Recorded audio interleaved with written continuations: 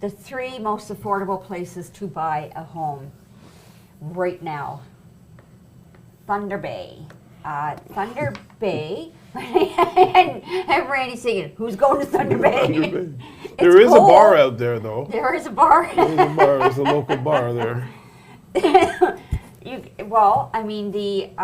estimated price for this year is going to be $338,366.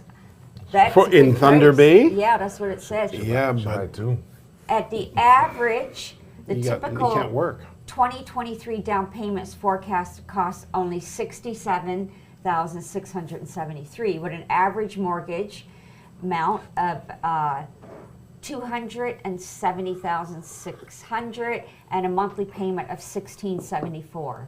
Actually, Thunder Bay's probably grown. So, and if you can work remotely.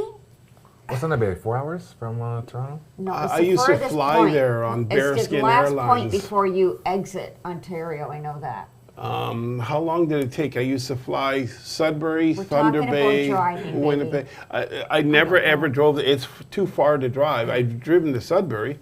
Mike, do you know how far it is to get? It's 12 hours from Sudbury to Thunder Bay, and it's 16 hours from Toronto to Thunder Bay. Thunder Bay. Oh, wow. Yeah, It's a long ways. It's far. Wow.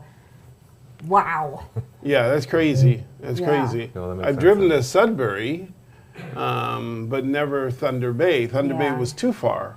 Well, Sudbury is the next one. Well, there you go. Yeah, it's Sudbury is actually more populated. It's more of a so it says you could be calling Nickel home for less than half the projected Nickel City. Oh, Nickel. Okay, sorry. Projected 2023 Toronto average. So Sudbury is expected to cost about $490,000 this That's year. still super high. That's Well, still, it's I Under can't believe half it. a million. You I can't find know. a house here for under That's a half lot of million. money. That's You mean for Sudbury, it's a lot of money, or just in general? yeah. I would think that. I think. Do you remember? I guess you know what. Just too old. Do you remember when we were looking to buy our first home? We would never, ever, ever even consider anything 300 or more. I remember when more. 300,000 was like, It was oh my God. a lot, yeah. So we went to 250, yeah, and we because would it's not over a do quarter a of a dollar million. over 250. You remember? Yeah. And we still bought a 3,300 square foot home. Like, you might get 33 square feet now. So if we were to buy like a 500,000, we would have like a 8,000 square foot home. And like that's ridiculous. No, there's no way. And now you have to go to Sudbury to get that. no, to get twice that, or twice the price. It's hard to fathom. The Go down ahead. payment would be about $100,000. Mortgage would be about $392, and that's $24.26 a month mortgage. So those are more. That seems, $2,400 a month for Sudbury seems, Yeah. yeah. And I think it's high. next, For 4 hours north of the city. Yeah. Well, next is Windsor. But Sudbury is nice, though.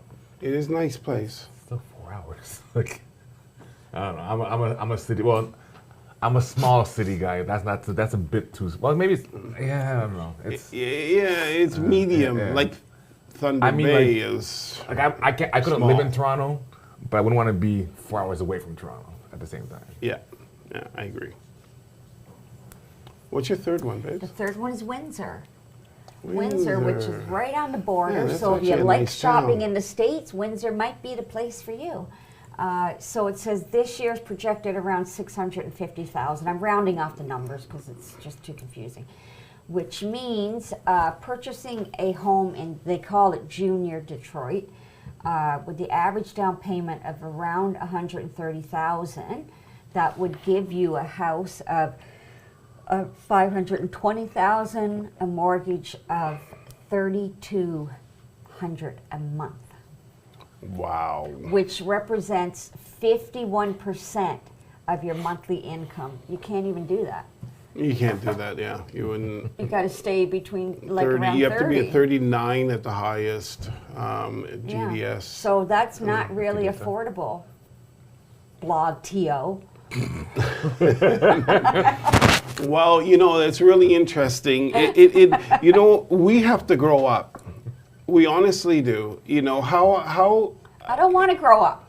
Yeah, because you know these prices are the prices. They're here. They're here, and they're here to stay. COVID totally changed things, and it wasn't really COVID. It was a government policies during COVID, government policies during the pandemic. I am not going to blame the pandemic at all. I'm going to blame our government for the way in which they reacted, and the policies that they put in place, the fiscal policies that they brought about, and the Bank of Canada for joining them with monetary policy and fiscal policy, combining them together to create this monster that we now have to go and battle. Thank you for watching our video. We hope you enjoyed it, and please let us know your thoughts in the comments, as well as any questions you may have. We're live most Saturdays at 11 a.m. Eastern Standard Time, so make sure you tune in. If you are interested in learning more about real estate, click the link in the description to sign up, and we'll send you a series of educational videos all about real estate. Thank you again for watching, and remember to like this video, subscribe to our channel, and click on the bell icon so you can stay up to date on all our future uploads.